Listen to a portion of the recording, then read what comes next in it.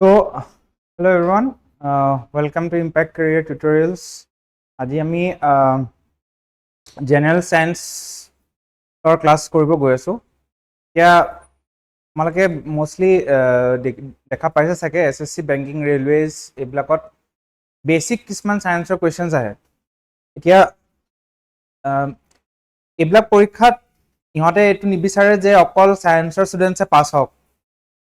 মানে তোমালোকে ভাবিব পাৰা যে সায়েন্সৰ কুৱেশ্যন কেনেকৈ দিছে, মইতো 11-12ত সায়েন্স লোৱা নাছিলোঁ, মোৰ ষ্ট্ৰীমটো সায়েন্স নাছিলে, তো কিয় সায়েন্সৰ কুৱেশ্যন দিছে, মই কেনেকৈ পাৰিম এইখিনি সায়েন্সৰ কুৱেশ্যন। তো তুমি যদি চোৱা সেই বেছিক সায়েন্সৰ কুৱেশ্যনছখিনি কিন্তু অকল ক্লাছ 10 লেভেললৈকেহে দিয়ে, 11-12 লেভেলৰ একো সায়েন্সৰ কুৱেশ্যনছ নিদিয়ে। কিন্তু এটা খালি ডিফাৰেঞ্চ আহি যায় বৰ্ডৰ লগত। যেনেকৈ ষ্টেট বৰ্ডছ থাকে, বেলেগ বেলেগ ষ্টেট বৰ্ডছ থাকে। আসামৰ সেবা আছে, তেনেকৈ ৱেষ্ট বেংগলৰ নিজৰ ষ্টেট বৰ্ড থাকিব, তামিলনাডুৰ নিজৰ থাকিব। তো সবৰে বেলেগ বেলেগ ষ্টেট বৰ্ডছৰ বেলেগ বেলেগ চিলেবাছ থাকে সায়েন্সৰ 10লৈকে।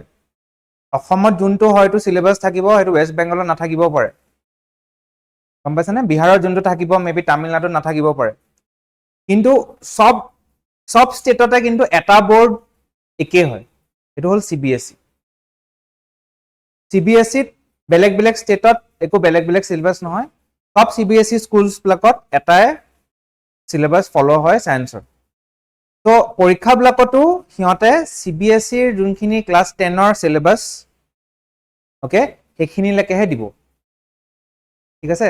তো তোমালোকে সায়েন্সটো বেছিক সায়েন্সটো পাৰিলে CBSE NCERTৰ যোনখিনি টেক্সট বুক হয় ক্লাছ 10ৰ সেইখিনিলৈকে তোমালোকে পঢ়িব লাগে, 11-12 নালাগে কৰিবৰ কাৰণে, ঠিক আছে?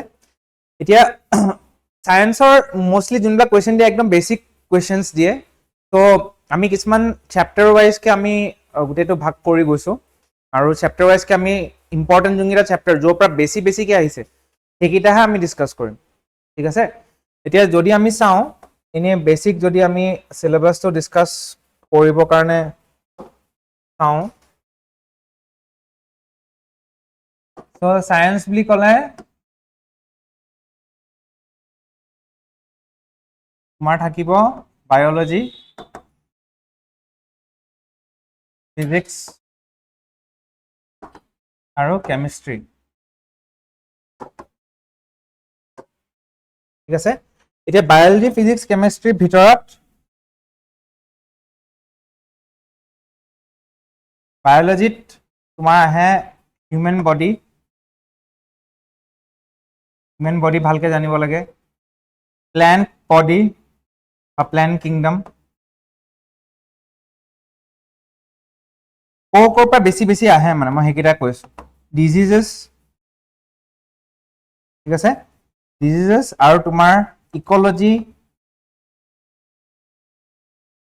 এনভাইৰনমেণ্ট,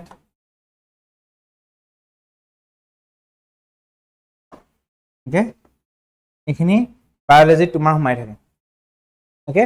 তো আমি তেনেকৈ বস্তুটো ডিভাইড কৰি পেলাই কৰিম। বায়'লজিত হিউমেন বডি কৰিম, তাৰপিছত প্লেণ্টছৰ বিষয়ে আমি কৰিম, তাৰপিছত ডিজিজেছ কেনেকৈ বেলেগ বেলেগ ধৰণৰ ডিজিজেছ থাকে, ভাইৰাছ, কোনবিলাক ডিজিজেছ ভাইৰাছৰ পৰা হয়, কোনবিলাক ডিজিজেছ বেক্টেৰিয়াৰ পৰা হয়, কোনবিলাক ডিজিজেছ ফাংগাল হয়, সেইখিনি বস্তু, কোনবিলাক ডিফিচিয়েঞ্চিৰ কাৰণে হয়, যেনেকৈ বডিত ভিটামিন A যদি কম থাকে তেতিয়া কোনটো ডিজিজ হয়, ভিটামিন C যদি কম থাকে কোনটো ডিজিজ হয়, একদম সেইবিলাক বেছিক কুৱেশ্যনছ, ঠিক আছে? আৰু প্লেণ্ট কিংডম, এনিমেল কিংডম বা হিউমেন বডিটো আমি চেলছৰ পৰা ষ্টাৰ্ট কৰিম, চেল, অ'কে? তো আৰু এটা ক'ব পৰা চেলৰ বিষয়ে আহে, চেলছ, অ'কে? এইকেইটা মোষ্টলি মেইন ডিভিজনছ য'ৰ পৰা বায়'লজিৰ পৰা কুৱেশ্যনছ দেখা যায়, ঠিক আছে? তেনেকৈ ফিজিক্সৰো তুমি একদম যদি ডিভাইড কৰা, এটা ফাৰ্ষ্ট হ'ল তোমাৰ মোশ্যন, আজি যোনটো আমি ক্লাছত কৰিম মোশ্যন, অ'কে? নেক্সট হ'ল তোমাৰ অপটিক্স মানে লাইটৰ ওপৰত, অ'কে? লাইট মিৰৰ লেন্স এইবিলাক তোমালোকে কৰিছিলা, বাট সেইখিনি আকৌ আমি ৰিভাইজ কৰিম। অপটিক্স, মোশ্যন, অপটিক্স, তাৰপিছত electricity,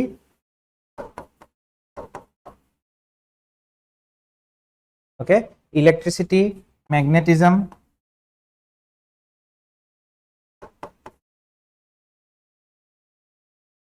okay? Wave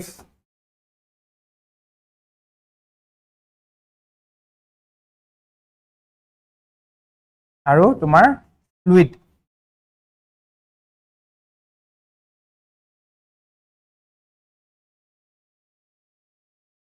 okay motion optics electricity magnetism wave motion fluids mostly তোমাৰ ফিজিক্সৰ এইখিনিয়ে পাৰ্ট বেছিকে আহা দেখা যায় ইন দ্য এক্সাম ঠিক আছে নেক্সট কেমিষ্ট্ৰি যদি চাওঁ কেমিষ্ট্ৰি তোমাৰ মেইন হ'ল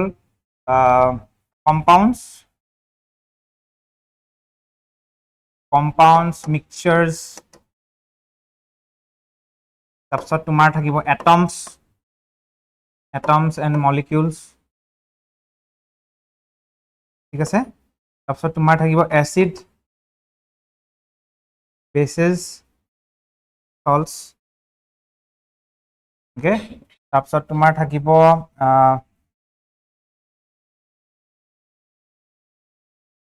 কেমিকেল কি আছিলে এইটো chemicals of daily life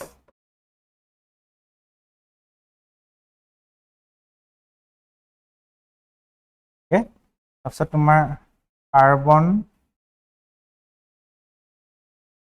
and other elements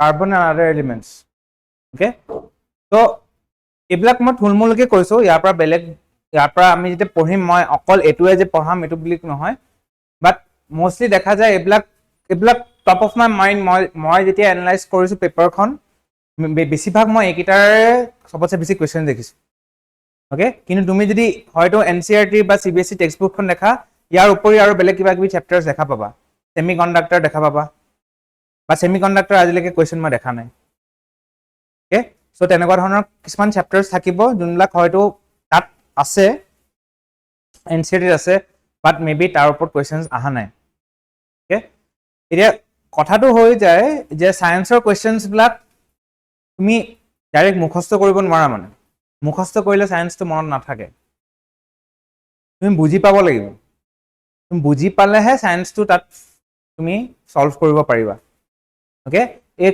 লেসনটোৰ এণ্ডত আমি কেইটামান এমচিকিউজ কৰিম এই এমচিকিউজ কেইটাৰ পৰা তোমালোকে ধৰিব পাৰিবা যে কেনেকুৱা ধৰণৰ কুৱেশ্যনছ আহে আৰু কিয় মই কৈছো যে মনত ৰাখিব নোৱাৰা বুজি পাব লাগিব okay so let us start off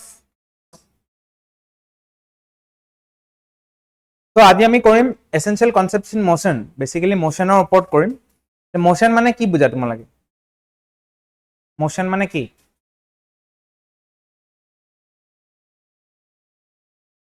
change in the position of an object মই যদি ইয়াৰ পৰা ইয়ালৈ গৈছো সেইটো এটা মোশন হয় মই 1 ছেকেণ্ডৰ আগত ইয়াত আছিলো 1 ছেকেণ্ডৰ পিছত মই যদি ইয়াত গুচি গলো সেইটো এটা মোশন হয় তো মোশনটো কিহৰ ওপৰত ডিপেন্ড কৰে প্ৰথম ডিসটেন্সৰ ওপৰত ডিপেন্ড কৰে যে মই ইয়াৰ পৰা ইয়ালৈ আহিছো বা মই ইয়াৰ পৰা ইয়ালৈ গৈছো আৰু মোক কিমান টাইম লাগিছে মোৰ ইয়াৰ পৰা ইয়ালৈ যাব কাৰণে ওকে কিমান টাইম লাগিছে ইয়াৰ পৰা ইয়ালৈ যাব কাৰণে বা ইয়াৰ পৰা ইয়ালৈ আহিবৰ কাৰণে কিমান টাইম লাগিছে তো মোশনৰ মেইন কনসেপ্টটো আহে ডিসটেন্স আৰু টাইমৰ লগত ওকে মনত ৰাখিবা ডিসটেন্স আৰু টাইমৰ লগত গোটেই মোশনৰ খেলখিনি জড়িত হৈ থাকে ওকে তাৰ ওপৰত আমি আৰু বস্তু কিছুমান লগাই লগাই গৈ থাকো যে এতিয়া সাপোজ এটা বল এটা আছে মোৰ হাতত বলটো 1 কেজি এতিয়া সেই বলটো যদি মই জোৰছে মাৰো সাপোজ বলটো মই ইয়াৰ পৰা ইয়ালৈ দাঙি পেলাই ইয়াৰ পৰা উঠাই পেলাই ইয়াত থৈছো এতিয়া ইয়াৰ পৰা ইয়ালৈ মোশন হৈছে বলটো তোমালোকে সবে গম পাইছা যে পজিশনটো চেঞ্জ হৈছে ডিসটেন্সটো চেঞ্জ হৈছে টাইমত পজিশনটো চেঞ্জ হৈছে কিন্তু এতিয়া সেইটো হ'ল 5 কেজিৰ বল এতিয়া মই যদি 20 কেজিৰ বল এটা লওঁ এতিয়া একেটা বল মানে সৰি একেটা মোশন কৰিবৰ কাৰণে 5 কেজিৰ বলটো আৰু 20 কেজি বলটো মোৰ কোনটোত জোৰ বেছি লাগিব ওকে সেইটো তাত আহি যায় ফোৰ্স তাত কথা আহি যায় ফোৰ্সৰ বুজিছানে বস্তুটো মানে মোশনৰ লগতে জড়িত হয় কিন্তু এতিয়া বস্তুটো কিমান ডাঙৰ বা কিমান ওজন থাকা সেইটো যেতিয়া কনসেপ্টটো আহি যায় তাত আহি যায় ফোৰ্সৰ কথা বুজিছা বস্তুটো তো তেনেকে তোমালোকে লিংক লগাই পেলাই এটা চেপ্টাৰৰ ভিতৰতে গোটেই কনসেপ্টছখিনি ৰাখিব পাৰিব লাগিব ঠিক আছে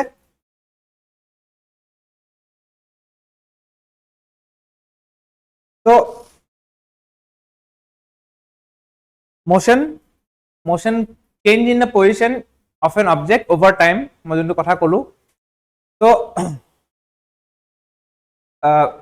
এৰিষ্টটল আৰু গেলিলিও এই দুজন মানুহ আছিলে এৰিষ্টটল আৰু গেলিলিও ফিলচফাৰ্ছ আছিলে এৰিষ্টটলে ভাবিছিলে যে সব বস্তুৰ ন্যাচাৰাল ষ্টেট ৰেষ্ট হয় সব বস্তু ন্যাচাৰালি ৰখিয়ে থাকিব লাগে যিকোনো বস্তু এনে যদি এটা বস্তু বনাই দিয়া এটো মানে সদায় ৰেষ্টতে থাকিব ওকে ন্যাচাৰাল ষ্টেটটো ৰেষ্ট হয় আৰু যদি মোশন নট বস্তুটো চলি থাকিব লাগে এতিয়া এটা ফোৰ্স লগাই ৰাখিব লাগিব সেই বস্তুটো তেতিয়াহে বস্তুটো মুভ কৰি থাকিব এটো কৈছিল এৰিষ্টটলে তাৰ পিছত গেলিলিও আহিলে আৰু গেলিলিওয়ে ক'লে যে নহয় এটো কথা নহয় ফোৰ্স নাথাকিলেও বস্তুটোৰ যদি একো বাধা নাথাকে এটা কিন্তু বস্তুটো মুভ কৰি গৈ থাকিব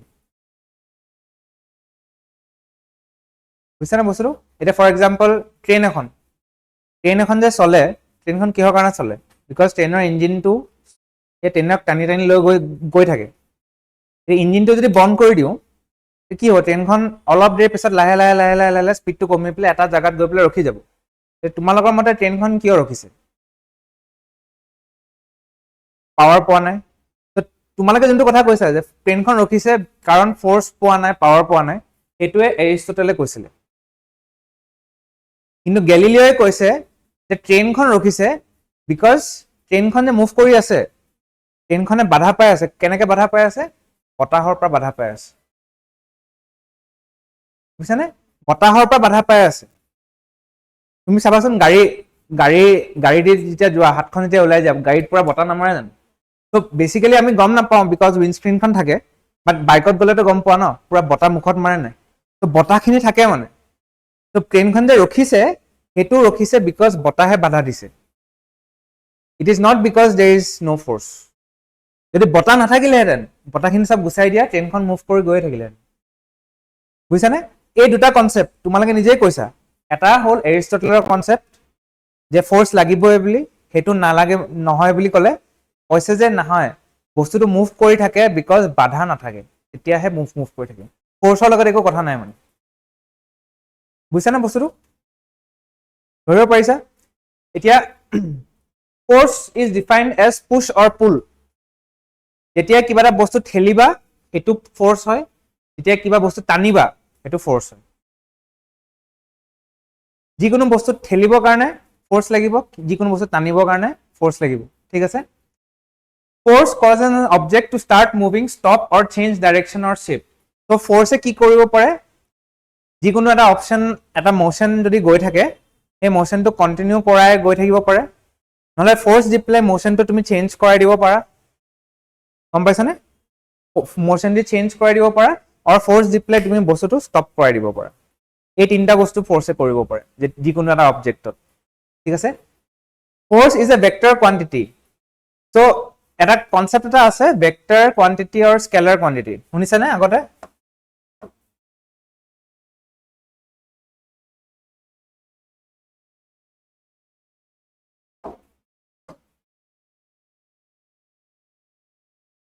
ভেক্টৰ আৰু স্কেলাৰ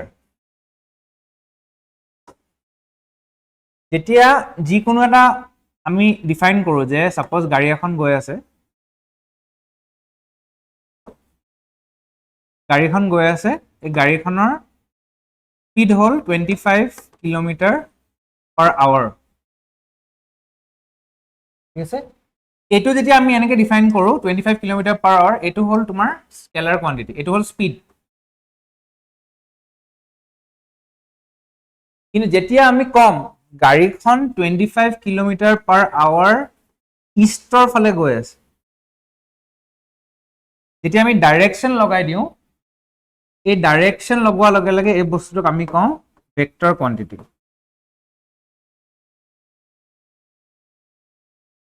বুজিছানে ডিফাৰেন্সটো যেতিয়া অকল তুমি স্পীডৰ কথা কবা এটো হ'ল স্কেলাৰ কিন্তু যেতিয়া তুমি ডাইৰেকশন লগাই দিবা হেতু হ'ব ভেক্টৰ কোয়ান্টিটি যিকোনো বস্তু সাপোজ এটা অবজেক্ট এটা আছে যিকোনো এটা বস্তু এটা আছে এই বস্তুটো যদি আমি ক'ব পাৰো যে সাপোজ এটা এৰিয়া এটা আছে এই এৰিয়াটোত এইটো ডাইৰেকশ্যনত ইমান স্পীডত গৈছে তেতিয়া অট'মেটিকলি এইটো আমি ভেক্টৰ কোৱান্টিটি বুলি ক'ম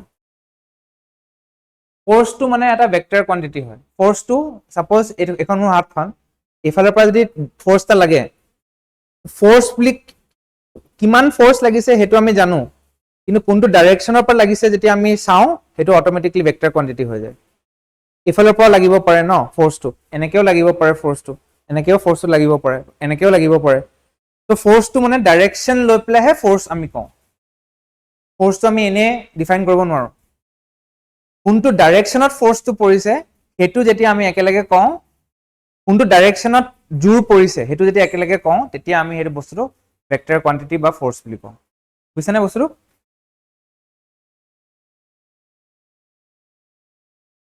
তো যদি এভৰিডে এক্সাম্পল লোৱা কিবা ঠেলা এখন ঠেলাবিলাকে ঠেলে সেইটো এটা ফ'ৰ্চ অ'কে ঠেলা কিছুমানে টানি পেলাইও লয় সেইটো এটা ফ'ৰ্চ অ'কে বল গুৰ মাৰা কাৰত ব্ৰেক মাৰা এইবিলাক বস্তু তোমাৰ সব ফ'ৰ্চৰ এক্সাম্পলছ হয় তো এই গোটেই মোশ্যনৰ আৰু ফ'ৰ্চৰ কনচেপ্টটোৰ পৰা আমাৰ আইজেক নিউটন যোনজন গ্ৰেভিটি ডিছকভাৰ কৰিছিলে তেওঁ 3টা লজ অফ মোশ্যন দিছিলে আৰু লজ অফ মোশ্যন বহুতবাৰ পৰীক্ষাবিলাকত আহে অ'কে এই লজ অফ মোশ্যন কেইটা বহুত ইম্পৰ্টেণ্ট হয় পৰীক্ষাবিলাকত এইটোৱে দিব যে এনেকৈ ষ্টেটমেণ্ট দি দিব this is the first law this is the second ল দিছ ইজ দ্য থাৰ্ড ল এইটো সুধিব তোমালোকে জানিব লাগিব কোনটো ফাৰ্ষ্ট ল কোনটো ছেকেণ্ড ল কোনটো থাৰ্ড ল ঠিক আছে তো কি কৈছিলে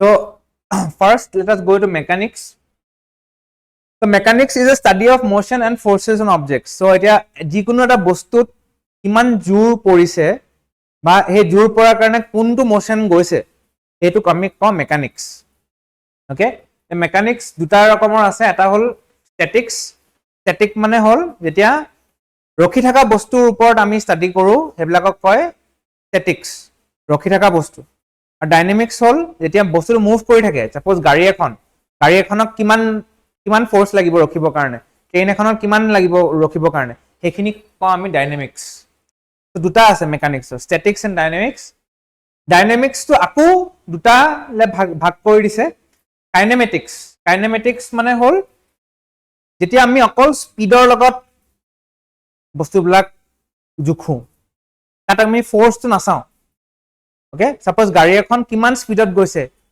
কিমান স্পীডত ৰখিছে বা কিমান এক্সিলাৰেশ্যন কিমান আছে সেই বস্তুবিলাক যেতিয়া চাওঁ তাত আমি ফ'ৰ্চ নাচাওঁ গাড়ীখন কিমান হেভি গাড়ীখনৰ ভিতৰত কিমান পেচেঞ্জাৰ আছে সেইবিলাক আমি নাচাওঁ গাড়ীখন সিমান স্পীডত মুভ কৰিবৰ কাৰণে কিমান জোৰ লাগিছে সেইবিলাক আমি নাচাওঁ অকল আমি স্পীডখিনি যেতিয়া চাওঁ তেতিয়া আমি সেইটো কওঁ কাইনেমেটিক্স আৰু যেতিয়া আমি মোশ্যনৰ লগত ফ'ৰ্চখিনি চাওঁ যে গাড়ীখন সেই ট্ৰাক এখন মুভ কৰিবৰ কাৰণে ছাপ'জ ট্ৰাক এখন 100 km/h মুভ কৰিবৰ কাৰণে স্পীডত মুভ কৰিবৰ কাৰণে কিমান ফ'ৰ্চ লাগিব গাড়ী এখন 100 km/h মুভ কৰিবৰ কাৰণে কিমান ফ'ৰ্চ লাগিব আৰু বাইক এখন আৰু চাইকেল এখন 100 km/h মুভ কৰিবৰ কাৰণে কিমান ফ'ৰ্চ লাগিব চ' সেইটোত যেতিয়া ফ'ৰ্চ আহি যায় কথাটো তেতিয়া it is known as kinetics ঠিক আছে ত' ষ্টেটিক্সে কি কৰে ষ্টেটিক্স মষ্টলি এই ষ্টেটিক্সটো এইটো ইউজ হয় তোমাৰ এইটো ব্ৰাঞ্চ অফ ফিজিক্স ইউজ হয় চিভিল ইঞ্জিনিয়াৰিঙত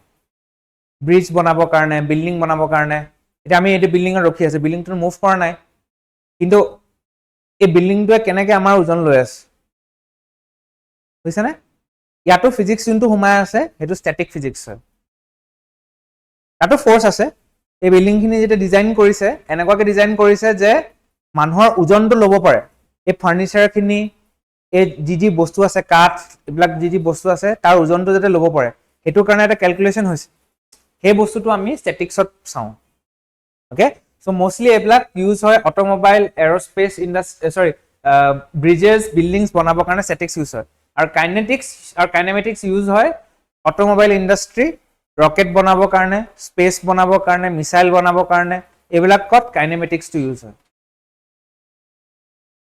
বুজিছা বস্তুটো ডিফাৰেঞ্চবিলাক এইবিলাক মানে বেচিক্স হয় এইবিলাক বেচিক্সৰ ওপৰত তোমালোকৰ কুৱেশ্যন আহিব ইয়াতকৈ বেছি হাই ফাই বস্তু নাহে মানে ত' মই তোমালোকক অকল কনচেপ্টছবিলাক বুজাবৰ কাৰণে মই চেষ্টা কৰি আছোঁ কি হয় কাইনেটিক্স মানে কি কাইনেমেটিক্স মানে কি ডিফাৰেন্সটো কি হয় ষ্টেটিক্স মানে কি হয় এইখিনি যদি তোমালোকে জানা তোমালোকে পৰীক্ষাত আনসাৰ কৰি দিব পাৰিবা ঠিক আছে বুজিছা বস্তুটো তো এতিয়া যেতিয়া ফ'ৰ্চৰ কথা পাতো ফ'ৰ্চৰ লগত এটা বস্তু এটা আৰু এটা কনচেপ্ট আহে that is known as inertia inertia inertia মানে কি যেতিয়া যিকোনো বডি এটা মোশনত থাকে সেই বডিটোৱে মোশনতে থাকিব বিচাৰে যেতিয়া বস্তু এটা ৰখি থাকে সি ৰখিয়ে থাকিব বিচাৰে সেই প্ৰপাৰ্টিটোকে আমি কওঁ inertia okay The body resists change to its state or motion or in rest. যেতিয়া বডিটো যদি মুভ কৰি থাকে বডিটো মুভে কৰি থাকিব বিচাৰে যেতিয়া বডিটো ৰখি থাকে সেইটো ৰখিয়ে থাকিব বিচাৰে ওকে এতিয়া হেতুক এইটো বস্তু যেতিয়া চেঞ্জ কৰি দিব যোৱা তেতিয়া হেতুক ফোৰ্স লাগে চেঞ্জ কৰিবৰ কাৰণে এটোৱে হল ইনাৰ্চিয়া ওকে এতিয়া ফৰ এক্সাম্পল ইনাৰ্চিয়া সবতছে বঢ়িয়া এক্সাম্পল হয় যেতিয়া তুমি গাড়ীত গৈ থাকা এন্ড পটকছে ব্ৰেক মাৰি দিয়ে কি হয় আগলৈ গুচি যোৱা নাই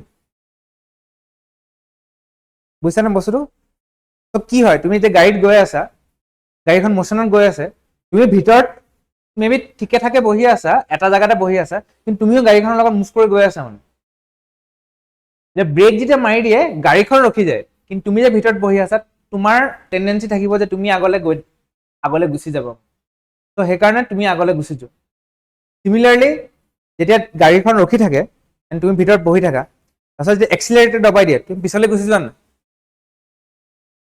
কিয় হয় সেইটো বিকজ তুমি বিচাৰা যে তুমি একেটা জায়গাতে থাকা কিন্তু গাড়ীখন আগলৈ গুচি গৈছে সো তুমি পিছলৈ গুচি যোৱা সেইটোকে আমি কওঁ ইনাৰ্চিয়া আৰু সেইটো that is the best example তোমালোকৰ মনত ৰাখিবৰ কাৰণে গাড়ীৰ লগত ৰিলেটেড ওকে সো ইনাৰ্চিয়া বেলেগ বেলেগ ৰকমৰ থাকে এতিয়া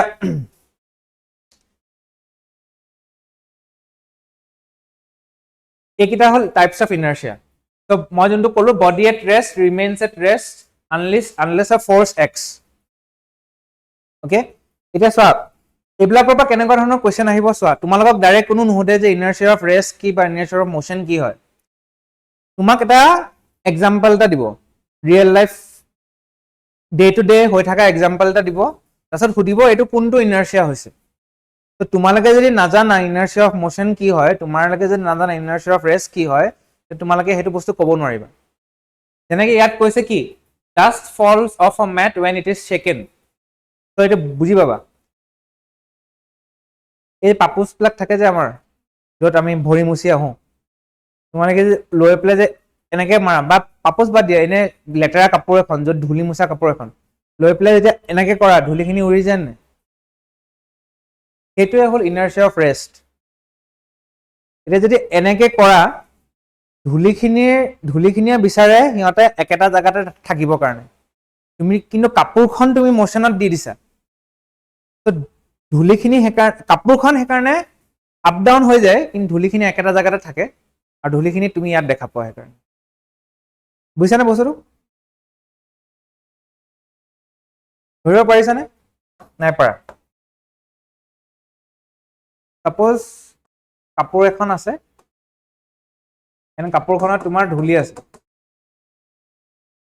কাপোৰখন তুমি ধৰিলা দুখন হাত দি পেলাই দুখন ধৰি পেলাই এনেকে মাৰিলা এনেকে মাৰাৰ লগে লগে এই কাপোৰখন তোমাৰ এনেকুৱা হৈ যাব কিন্তু এই ধুলিখিনি ইয়াতে থাকিব এই কাপোৰখন পটকছে তললৈ গুচি আহিব কিন্তু ধুলিখিনি ইয়াতে থাকিব কি হ'ব ধুলিৰ পৰা ধুলিখিনি কাপোৰখনৰ পৰা সেপাৰেট হৈ যাব এইটো কিয় হৈছে বিকজ ধুলিখিনিয়ে বিচাৰে সিহঁতে নিজৰ জায়গাতে থাকিবৰ কাৰণে this is known as inertia of rest বুজিছানে বস্তুটো তো তোমালোকক পৰীক্ষাত এনেকে দিব তোমালোকক পৰীক্ষাত এইটো দিব dust falls off a mat when it is shaken what kind of inertia is this inertia of rest inertia of motion inertia of direction or all of the above কিবা এটা দিব তো তোমালোকে জানিব লাগিব যে এইটো inertia of rest হয় বুজিছানে বস্তুটো এইকাৰণে কনসেপ্টছ লাগে মানে ফিজিক্সত সিহঁতে ডে টু ডে লাইফৰ বস্তু এটা সুধি পেলাই কৈ দিব যে এইটো কি হয় ওকে সিমিলাৰলি ইনাৰ্চিয়া অফ মোশন যোনটো মই অলৰেডি অকমান দেৰি আগতে ক'লো ঠাণ্ডা লাগিছে নি মই অকণমান দেৰি আগতে যোনটো ফেনখন অফ কৰি দিওঁ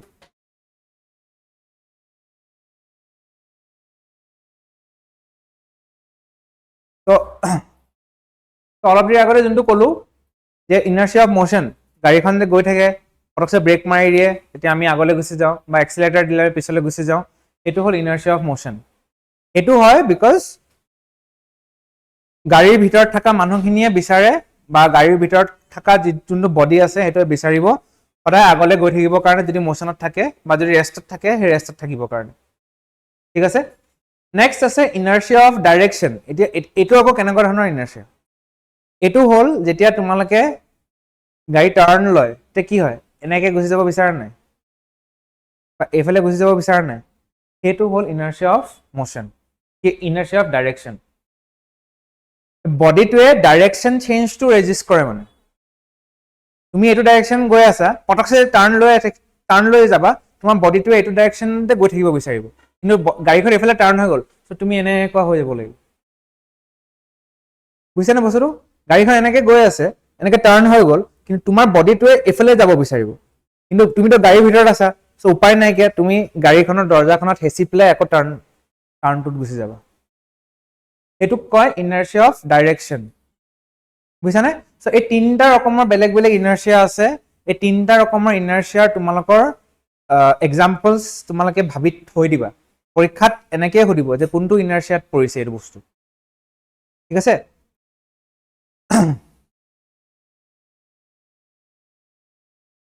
এতিয়া আহিলে নিউটনৰ first law Newton Isaac Newton তেওঁ এইকেইটা লজ দিছিলে যে body at rest remains at rest and a body in motion continues uniformly unless acted by an external force তো এইটো ইনাৰ্চিয়াৰ বস্তুটোৱে তেওঁ আৰু অকণমান প্ৰুফ দি পেলাই কৈছিলে যে যদি বডি এটা মোশ্যনত থাকে সেইটো মোশ্যনতে থাকিব যদি বডি এটা ৰেষ্টত থাকে সেইটো ৰেষ্টতে থাকিব যেতিয়ালৈকে বেলেগ ফ'ৰ্চ এটাই সেইটো ৰখাই নিদিয়ে মোশ্যনটো ৰখাই নিদিয়ে বা যেতিয়ালৈকে বেলেগ ফ'ৰ্চ এটাই ৰখি থকা বস্তুটোক চেঞ্জ কৰি নিদিয়ে okay that is Newton's first law আৰু ফাৰ্ষ্ট লটোৰ পৰাই সেই ইনাৰ্চিয়াৰটোৰ পৰাই আহিছে ইনাৰ্চিয়া যোনখিনি কথা কৈ আছিলোঁ ইনাৰ্চিয়াৰ কথা সেইটো গেলিলিঅ'ই উলিয়াইছিলে সেই কনচেপ্টটো নিউটনে সেই ইনাৰ্চিয়া কথাটো লৈ পেলাই সেই ফাৰ্ষ্ট লটো বনালে অ'কে ত'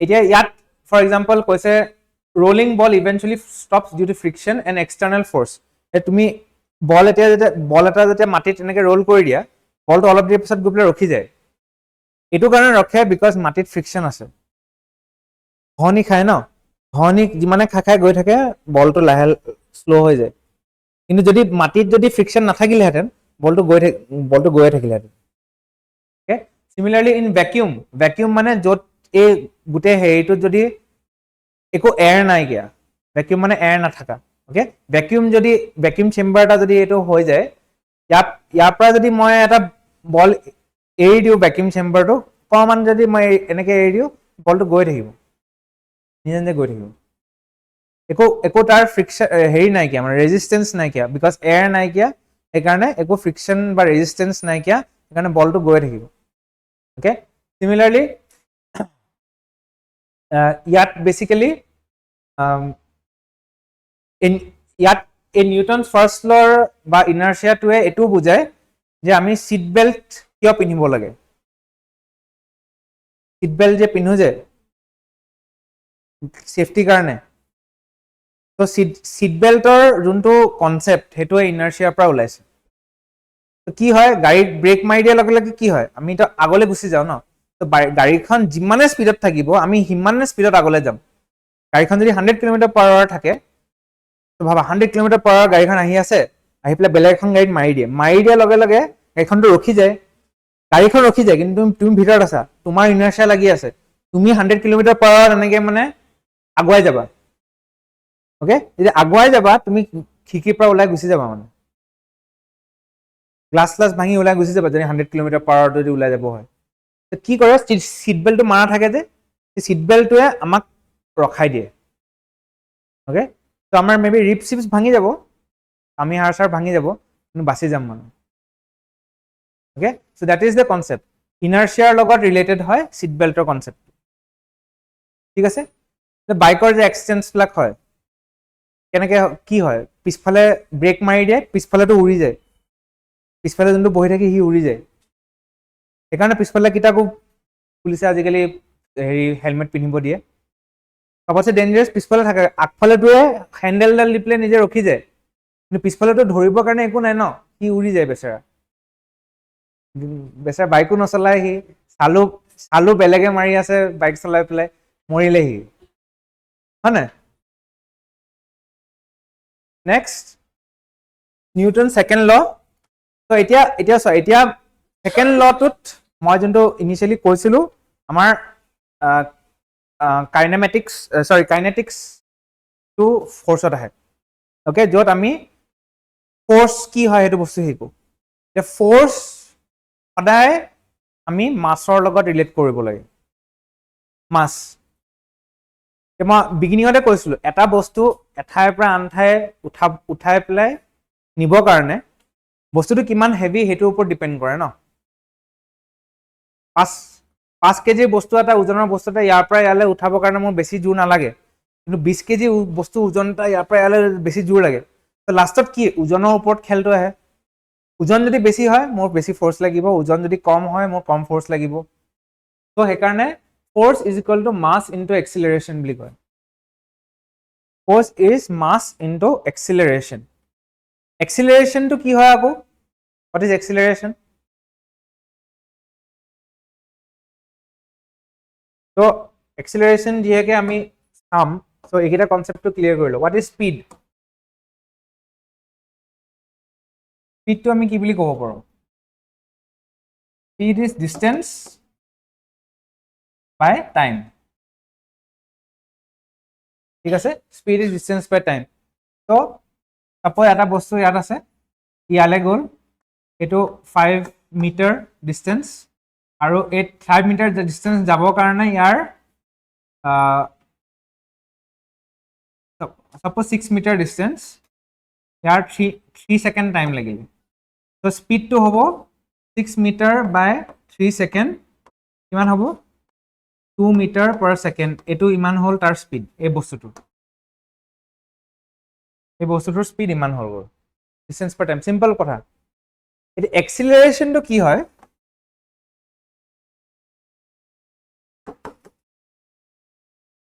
এক্সিলাৰেশ্যনটো হ'ল স্পীড বাই টাইম।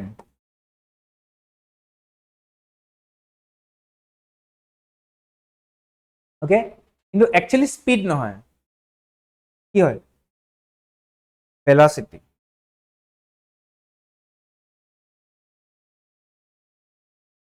ভেলচিটি বাই টাইম। এতিয়া ভেলচিটি আৰু স্পীডৰ মাজত ডিফাৰেঞ্চ কি হয়?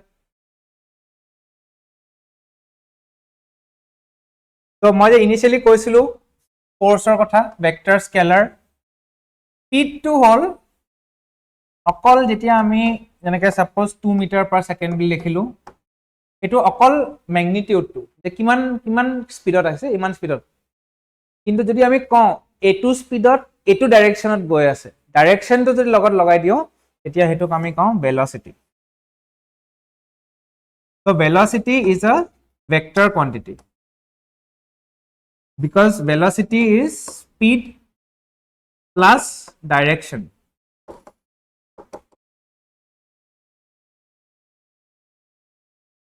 বুজিছানে? ভেলচিটি মানে হ'ল স্পীড প্লাছ ডাইৰেকশ্যন, ঠিক আছে? এতিয়া এক্সিলাৰেশ্যনটো হ'ল ভেলচিটি বাই টাইম। এক্সিলাৰেশ্যনটো কি হয়?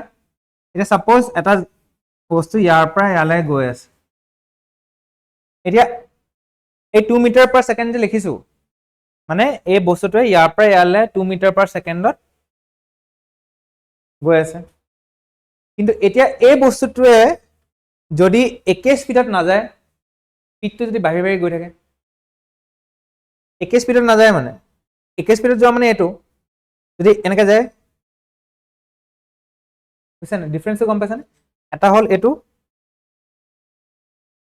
এটা হ'ল, বুজিছানে? স্পীডটো কিমান স্পীডত বাঢ়িছে, গম পাইছানে? স্পীডটো কিমান স্পীডত বাঢ়িছে সেইটোক আমি কওঁ এক্সিলাৰেশ্যন। Okay, so that is velocity by time. ঠিক আছে, এতিয়া আমি গম পালো স্পীডৰ কি হয় এটো ইউনিট মিটাৰ পাৰ সেকেন্ড। তো যদি সাপোজ 3 মিটাৰ পাৰ সেকেন্ড বাঢ়িছে তোমাৰ in 1 second, তো তেতিয়া কিমান হ'ব এটো 3 metre per second square. Metre per second square এটো হ'ল এক্সিলাৰেশনৰ ইউনিট। তেনেকুৱা ধৰণৰ কোৱেশ্চনছে তোমাৰ আগৰ আহিব। স্পীডৰ ইউনিট কি? স্পীডৰ ইউনিট মিটাৰ পাৰ সেকেন্ড। এক্সিলাৰেশনৰ ইউনিট কি হয়? Metre per second square. Metre per second square. বুঝা বস্তুটো? Okay, metre per second square. ঠিক আছে, সো এক্সিলাৰেশনৰ স্পীডৰ মাজত বুজি পাইছা ন? এটা সব ফোর্সত এক্সিলারেশনটো কিয় ইউজ হয়? ফোর্সত এক্সিলারেশনটো কিয় ইউজ হয়? যে সাপোজ তুমি যে ভাবা সাপোজ এটা বস্তু এটা আছে, ফোর্স মানে কি মাস ইনটু এক্সিলারেশন হয়। মাস ইনটু স্পিড কিয় নহয়? মাস ইনটু স্পিড মানে গম পাইছা তো? সাপোজ এটা বস্তু এনেকে মুভ কৰি আছে, এটা বস্তু যদি এনেকে মুভ কৰি আছে একদম ইকুৱেল স্পিডত, আহি পেলাই ইয়াত লাগিলেও ইমান বেছি জোৰ দিব নোৱাৰে মানে, বা একো ফোৰ্স নপৰে ইয়াত। কিন্তু এইটোত কেতিয়া ফোৰ্স পৰিব? যেতিয়া এক্সিলাৰেশন হ'ব বস্তুটো। এক্সিলাৰেটেড বস্তু এটা যদি আহি পেলাই মাৰেহি তেতিয়া হেৰি হ'ব। তুমি যদি গাড়ী এখন চাবাচোন 10 কিলোমিটাৰ পাৰ আৱাৰত চলাই থাকা, 10 কিলোমিটাৰ পাৰ আৱাৰত কনষ্টেণ্ট স্পীড, সেই 10 কিলোমিটাৰ পাৰ আৱাৰত গৈ পেলাই যদি কোনোবা এটা মানুহ আগত গৈ আছে, তাক যদি ঠেলি ঠেলি গৈ থাকা, মানুহটো উফৰি নাযায়। বুজিছানে? ধৰিব পাৰিছা ন? এতিয়া গাড়ীখন সাপোজ গৈ আছে একদম কম স্পীডত 5 কিলোমিটাৰ পাৰ আৱাৰ স্পীডত গৈ আছে, আগফালে যদি মানুহ এটাক তুমি এনেকে মহতি দিয়া, সি এনেকে এনেকে আগুৱাই যাব, কিন্তু তাৰ ওপৰেদি গাড়ীখন গুচি নাযায় বা সি উৰি নাযায় মানুহটো। কিন্তু তুমি যদি 50 কিলোমিটাৰ পাৰ আৱাৰটো তাৰপিছত বাঢ়ি বাঢ়ি গৈ আছে তোমাৰ স্পীড, 50 পৰা 100 পুৰা ঢেঁকলৈ বাঢ়ি পেলাই তুমি মানুহটোক মাৰি দিয়া, মানুহটো উফৰি যাব। That is the difference between speed and acceleration. So ফোর্সত সদায় এক্সিলাৰেশন লাগিব, ঠিক আছে, নট স্পীড। তো আৰু তোমাৰ মই ইনিচিয়েলিয়ে কৈছিলো ফোৰ্সটো ভেক্টৰ কোৱান্টিটি হয়। ভেক্টৰ কোৱান্টিটি এইটো কাৰণে হয় বিকজ মাছটোতো ইয়াত একো ডাইৰেকশন লাগিব নোৱাৰে। মাছটো সদায় স্কেলাৰ কোৱান্টিটি। তুমি কিমান কেজি বা মই কিমান কেজি, সেই বস্তুটোত একো ডাইৰেকশনৰ কথা নাহে মানে। মই যদি 70 কেজি 70 কেজি, 70 কেজি এইটো ডাইৰেকশনত, 80 কেজি এইটো ডাইৰেকশনত, তেনেকুৱা নহয় নহয় আমাৰ। তো যোনটো কেজি সেইটো কেজিয়ে থাকিব। Okay, so mass will be scalar, কিন্তু এটা ফোৰ্সটো যদি ভেক্টৰ হ'ব লাগে, এক্সিলাৰেশন যোনটো আছে সেইটো এটা তোমাৰ ভেক্টৰ কোৱান্টিটি। তো টোটেল যেতিয়া আমি ইনটু কৰি দিও, ফোৰ্সটো তোমাৰ ভেক্টৰ কোৱান্টিটি হৈ যায়। ঠিক আছে, তো এতিয়া so force is mass into acceleration, acceleration to vector quantity, automatically force to vector quantity হৈ যায়। এতিয়া mass into যদি velocity আমি কৰো, হেতুক আমি momentum বুলি কওঁ। momentum, okay, momentum বুলি কওঁ। এতিয়া সব বস্তুবিলাক কনসেপচুয়ালি বস্তুবিলাক ভাবা, mass into acceleration ন।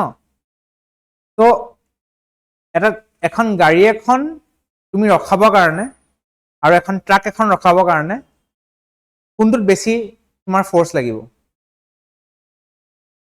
গাড়ীখন ৰখাবৰ কাৰণে বেছি জোৰ লাগিব নে ট্ৰাক এখন ৰখাবৰ কাৰণে বেছি জোৰ লাগিব? কিয়? মাছ বেছি আছে, সিম্পল, গম পাইছা ন? তো তেনেকে মাথাটো লগাব, মানে তেনেকে বস্তুটো লিংক কৰিব চেষ্টা কৰিবা। Okay, catching a fast cricket ball requires applying force to change its momentum. ক্ৰিকেটত কেচ কেনেকে ধৰে দেখিছা? একদম যেতিয়া জোৰছে আহে কেনেকে ধৰে, এনেকে ধৰে নাই? দেখিছা নাই? এনেকে ধৰে কেচটো। মানে এনেকে ধৰিবলৈ এনেকে দিয়ে নেকি? এনেকে দিলে কি হ'ব? এই বলটো ইয়াত লাগিব, ওলাই গুচি আহিব। তো কি কৰে ক্ৰিকেটত? এই ফোর্স ইমান যে ফোর্সত আহিছে, যদি যদি লাইট কেচ হয়, যদি বলটো যদি লাহেকে আহে, তো ইজিলি এনেকে ধৰিব পাৰিব, বিকজ বলটোৰ ইমান এক্সিলাৰেশন নাই।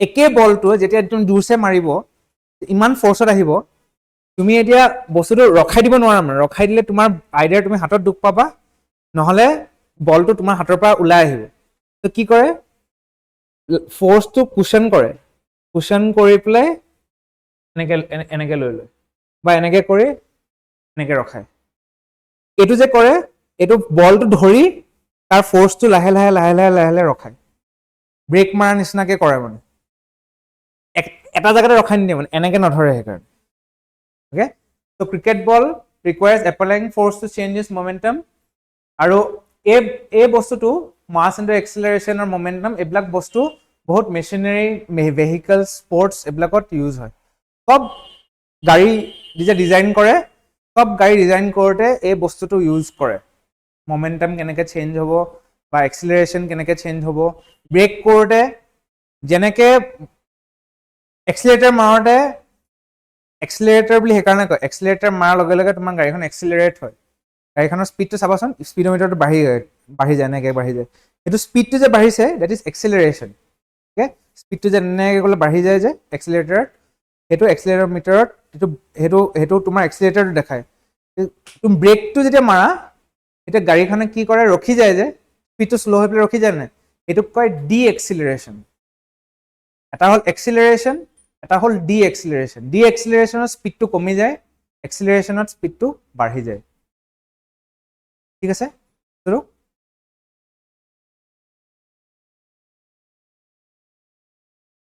তো এতিয়া ইউনিট অফ ফ'ৰ্চটো আমি কি বুলি কওঁ যদি আমি 1 kg into 1 metre per second square কৰোঁ সেইটোক আমি কওঁ 1 নিউটন আৰু সেইটো এটা SI ইউনিট অফ ফ'ৰ্চ হয় SI ইউনিট মানে গোটেই ৱৰ্ল্ডত এইটো ষ্টেণ্ডাৰ্ড ইউনিট বুলি মানে অ'কে যেনেকৈ আমাৰ লেংথৰ কাৰণে ইউনিটটো কি হয় মিটাৰ হয় টাইমৰ ইউনিটটো কি হয় ছেকেণ্ড হয় মাছৰ ইউনিটটো কেজি হয় তেনেকৈ ফ'ৰ্চৰ ইউনিটটো নিউটন হয় নিউটন বুলি কওঁ 1 নিউটন মানে হ'ল 1 কেজি 1 কেজি যদি তুমি 1 মিটাৰ পাৰ ছেকেণ্ডত তুমি এক্সিলেৰেট কৰি দিয়া সেইটোক তোমাৰ 1 নিউটন ফ'ৰ্চ বুলি কয় 1 newton is equal to 100,000 dyne okay impulse force into time যদি কওঁ আমি সেইটো হ'ল ইম্পালছ ফ'ৰ্চ ইনটু টাইম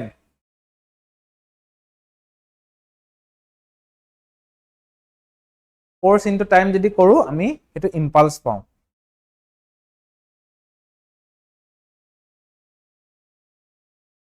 এইটো SI ইউনিট মানে হ'ল তোমাৰ চিষ্টেম ইণ্টাৰনেশ্যনেল এইটো centimetre gram second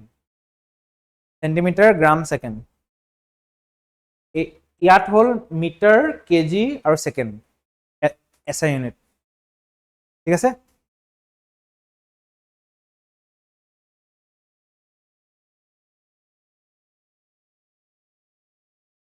second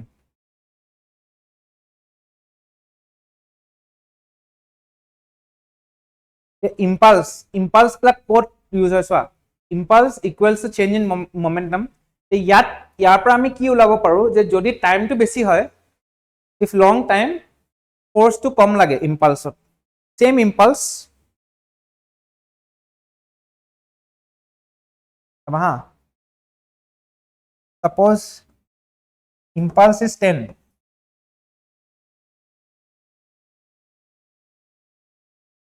impulse যদি 10 force to যদি 5 হয় তেতিয়াহ'লে টাইম কিমান 2 ছেকেণ্ড force to যদি 5 মিটাৰ পাৰ ছেকেণ্ড স্কুৱেৰ হয় টাইম যদি 2 ছেকেণ্ড হয় তেতিয়া মানে কি বুজাইছে তোমাৰ ইয়াত শ্বৰ্ট টাইম হ'লে ফ'ৰ্চটো হাই থাকে ইম্পালছত এতিয়া ফ'ৰ্চটো যদি 2 মিটাৰ পাৰ ছেকেণ্ড থাকে টাইম কিমান লাগিব for the same impulse for the same impulse একেটা বস্তু 2 ইনটু 5 10 হ'ব 5 ইনটু 2 10 হ'ব কিন্তু ইয়াত ফ'ৰ্চটো 5 হৈ আছে টাইমটো কম হৈ আছে কিন্তু ইয়াত ফ'ৰ্চটো কম হৈ আছে ইয়াত টাইমটো বেছি হৈ আছে তো ইয়াত যেনেকৈ for example soft landing with bent knees reduces injuries more time less force তুমি যে ওপৰৰ পৰা জঁপিয়া হাই ৱালৰ পৰা জঁপিয়া ডাইৰেক্ট চিধাকে পৰি নোযোৱা নহয়, এনেকৈ হেৰি কৰি পেলাই নীটো বেণ্ড কৰি দিয়া। সেইটো কি কৰা, সেইটো ফ'ৰ্চটোৰ টাইমটো বঢ়াই দিয়া, মানে কিমান টাইমলৈকে ফ'ৰ্চটো তোমাৰ পৰিছে সেইটো বঢ়াই দিয়া। সেইটো বঢ়াই দিয়াৰ লগে লগে তোমাৰ টাইমটো বাঢ়ি যায়, ফ'ৰ্চটো তোমাৰ ইয়াত নীট কম পৰে। বুজিছানে বস্তুটো? কিন্তু যদি তুমি চিধাকে পৰিলাহেঁতেন তেতিয়া কি হ'লহেঁতেন, টাইমটো কম হ'লহেঁতেন, কিন্তু ফ'ৰ্চটো বহুত পৰিলেহেঁতেন তোমাৰ ইয়াত। বস্তুটো ধৰিব পাৰিছা? আৰু আণ্ডাৰষ্টেণ্ডিং ডিফাৰেঞ্চ? হা, ওপৰৰ পৰা যেতিয়া জঁপিয়াই দিবা, যেতিয়া পৰিবা, যদি নীটো বেণ্ড কৰি দিয়া, মানে তুমি ফ'ৰ্চটো বেছি টাইমলৈকে লৈছা, সেইকাৰণে ফ'ৰ্চটো কমি যায়। কিন্তু যদি নীটো বেণ্ড নকৰা, এনেকৈ পৰা, টাইমটো কম হৈছে কিন্তু ফ'ৰ্চটো বেছি পৰিব, বিকজ ইম্পালছটোতো ছেমে থাকিব। অ'কে, সেইকাৰণে ইয়াত কৈছে ছফ্ট লেণ্ডিং উইথ বেণ্ড নিজ ৰিডিউচেছ ইঞ্জাৰী মোৰ টাইম বাট লেছ ফ'ৰ্চ। এইবিলাক চব হেলমেটছ, এয়াৰবেগছ, পেডেড মেটছ, এইবিলাকে use impulse to reduce accidents. সেইকাৰণে চাবাচোন হেলমেটৰ ভিতৰত যে পেড থাকে, সেই হেলমেট পেডটোৱে সেই ইম্পালছটো টাইমটো বঢ়াই দিয়ে। টাইমটো বঢ়াই দিয়াৰ লগে লগে ফ'ৰ্চটো কম পৰে মূৰত। ইভেন এয়াৰবেগছ লগা থাকে যে গাড়ীত, এয়াৰবেগছখিনি হিট কৰাৰ লগে লগে ছিট বেল্টতে ৰখায়, এয়াৰবেগছটো ওলাই আহে, এয়াৰবেগটো এনেকৈ ওলাই পেলাই তোমাক ৰখাই দিয়ে। কি কৰে, তোমাৰ এই ফ'ৰ্চটোৰ তোমাৰ ইয়াত আহি পেলাই ফ'ৰ্চটোৰ হেৰিটো ইম্পেক্টটো বঢ়াই দিয়ে, মানে টাইমটো বঢ়াই দিয়ে। টাইমটো বঢ়াই দিয়াৰ লগে লগে তোমাৰ ফ'ৰ্চটো কম লাগে তোমাৰ গাত, নহ'লে বহুত কম টাইমত বেছি ফ'ৰ্চ লাগিলেহেঁতেন তোমাৰ গাত। বুজিছানে? That is ইম্পালছ। ফ'ৰ্চটো কিমান টাইম তোমাৰ ওপৰত এক্ট কৰি আছে, সেইকাৰণে এইটো ফ'ৰ্চ ইনটু টাইম। ঠিক আছে, বুজিছানে? Concept clear? মানে তোমালোকক এইবিলাক অংক চংক কৰিব নাহে, মানে খালি তোমালোকক বেছিক সুধিব মানে যে এইটো বস্তু গাড়ীত যদি এনেকুৱা হৈছে, এইটো কি বস্তু কনচেপ্ট লাগি আছে ইয়াত, ইম্পালছ লাগি আছে, এক্সিলাৰেশ্যন লাগি আছে, নে কি লাগি আছে? অ'কে, তাৰপিছত Newton's third law'. Newton's third ল'য়ে কয় for every action there is an equal and opposite reaction. Okay, for every action there is a equal and opposite reaction. যিকোনো বস্তু তুমি যদি এটা একশ্যন দিয়া, সেইটোৰ ওপৰত উল্টা এটা বেলেগ এটা একশ্যন এটা হ'ব, তাৰ পৰা আৰু এটা একশ্যন এটা প্ৰকট হ'ব। অ'কে, ফৰ এক্সাম্পল দুটা মাৰ্বল আছে, এটা মাৰ্বল দি যদি ইটো মাৰ্বলত মাৰাৰ লগে লগে ইটো মাৰ্বলটোতো এইফালে গুচি যাব, এইটো মাৰ্বলো কিন্তু ইফালে গুচি আহিব।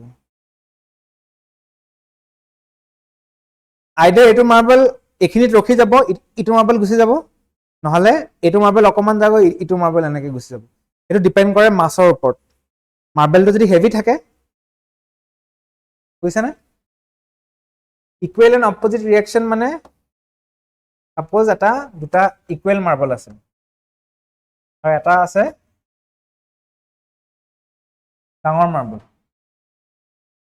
ঠিক আছে, এইটোৱে যেতিয়া এই মাৰ্বলটো যেতিয়া গৈ পেলাই তুমি ইয়াত মাৰিবা, এই মাৰ্বলটো আহি পেলাই এইখিনি জেগাত ৰখি যাব, আৰু এই মাৰ্বলটো ওলাই গুচি যাব। এই মাৰ্বলটো দি পেলাই যদি ইয়াত মাৰিবা, এই মাৰ্বলটো একো নহয়, বিকজ ইমান হেভি, এই মাৰ্বলটো উফৰি গুচি যাব। তুমি মুঠতে যিয়ে ৰিয়েকশ্যন দিয়া, তাৰ এটা অপজিট ৰিয়েকশ্যন এটা হ'বই। তুমি তাত মাৰিলা, সেইটো কাৰণে চিটিকি আহিব। এনেকুৱা একো নহয় যে এইটো গৈ পেলাই ইয়াত মাৰিলা, এইটো আহি পেলাই এইখিনি ৰখি গ'ল, বাছ একো নাই, ৰিয়েকশ্যন নাই। অ'কে, বা এইটো আনি পেলাই ইয়াত মাৰিলা, এইখিনি লাগি পেলাই তলত পৰি গ'ল, সেইটো নহয়। Okay, so' for every action there is an equal and opposite reaction. এইটো বস্তু আমি হেৰিটো দেখা পাওঁ যে ফৰ এক্সাম্পল তুমি যেতিয়া ফুটবল এটাত মাৰা, ফুটবল এটা লাট মাৰা জোৰছে, বলটো বাৰু উৰি যায়, তুমি ভালকে যদি লাট নামাৰা ভৰিত কিন্তু দুখ পাবা তুমি। ইভেন ভলীবল খেলোঁতে তুমি এনেকৈ যে মাৰা, এইখিনিততো বিষায় ন, বুজিছানে? ইভেন ক্ৰিকেটৰ কেটচ ধৰোঁতে তুমি বলটো যে ৰখোৱা, এইটো বিষটোতো উঠে ন, সেইটোৱে হ'ল অপজিট ৰিয়েকশ্যন, ঠিক আছে। তো যেনেকে gun recoils backwards as a bullet moves forwards, gun যেতিয়া গুলীয়া, বুলেটটো আগলৈ যায় কিন্তু গানটো পিছলৈ যায়, ইকুৱেল এণ্ড অপজিট ৰিয়েকশ্যন। গুলিটোত যিমান ফ'ৰ্চ দি আগুৱাই যায় সিমান ফ'ৰ্চ দি গানটোও পিছলৈ আহিব। Okay, swimmer pushes water backward and moves forward, আমি যে খোজকাঢ়ি যাওঁ, আগলৈ যে খোজকাঢ়ি যাওঁ, সেইটোও এটা এইটো নিউটনছ থাৰ্ড লৰ মতে হয়। আমি পুছ কৰোঁ, আমি পিছলৈ পুছ কৰোঁ, সেইকাৰণে আমি আগলৈ যাওঁ। আমি যেতিয়া পিছফালে যাব হওঁ, আমি আগফালে পুছ কৰোঁ, তেতিয়া পিছলৈ যাওঁ। সেইটোতো ইকুৱেল এণ্ড অপজিট ৰিয়েকশ্যন হেৰি সোমাই আছে। Okay, similarly rockets expel gas পুছ আপ, ৰকেটবিলাক যেতিয়া উৰে কি হয়, তলৰ ফালে মাৰে, সেইকাৰণে ওপৰলৈ যায়।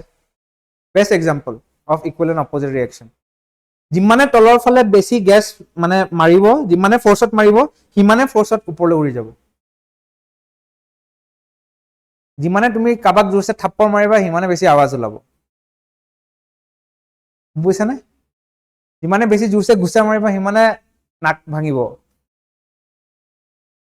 বুজিছা নাই বস্তুটো?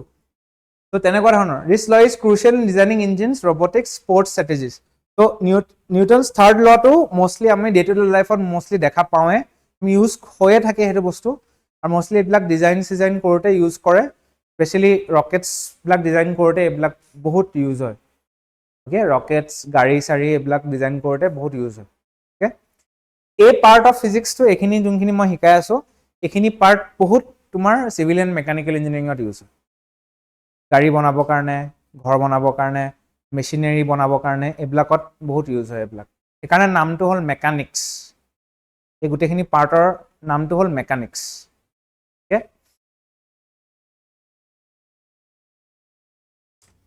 তাত মমেণ্টাম, তো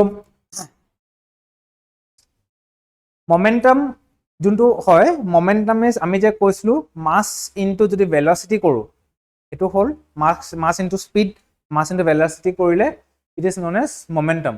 অ'কে, মমেণ্টাম কি হয়, মমেণ্টাম কিন্তু কনজাৰ্ভ হয়। কনজাৰ্ভ মানে কি, এটা ছিষ্টেমত যোনটো মমেণ্টামত চলি থাকে, ইণ্টাৰেকশ্যনৰ পিছত সেই ছিষ্টেমটোত একে মমেণ্টামটোৱে থাকে। ফৰ এক্সাম্পল, মই যোনটো মাৰ্বলৰ এক্সাম্পল দিছিলোঁ, এই মাৰ্বলটোৰ যদি মাছ m1 হয়, আৰু এইটোক যদি মই v1 ভেলচিটি দি মাৰিছোঁ, আৰু এইটোৰ যদি হয় m2, আৰু ইয়াৰ ভেলচিটি v2 হয়, অ'কে, u1 আৰু u2 ইনিচিয়েলি, আকৌ আঁকিছোঁ ৰ'বা, এইটো এটা হেৰি, এইটো এটা হেৰি, ইয়াৰ মাছ হ'ল m1, ভেলচিটি ইনিচিয়েলি u1, ইয়াৰ মাছ m2, ভেলচিটি u2, ঠিক আছে। ইনিচিয়েলি মে বি এইটো এটা ভেলচিটিত গৈ আছে, এইটোত এটা ভেলচিটিত গৈ আছে, এইফালে এইটো u1 u2 ভেলচিটিত গৈ আছে। এতিয়া আহি পেলাই এই দুটা আহি পেলাই টক্কৰ লাগিলে,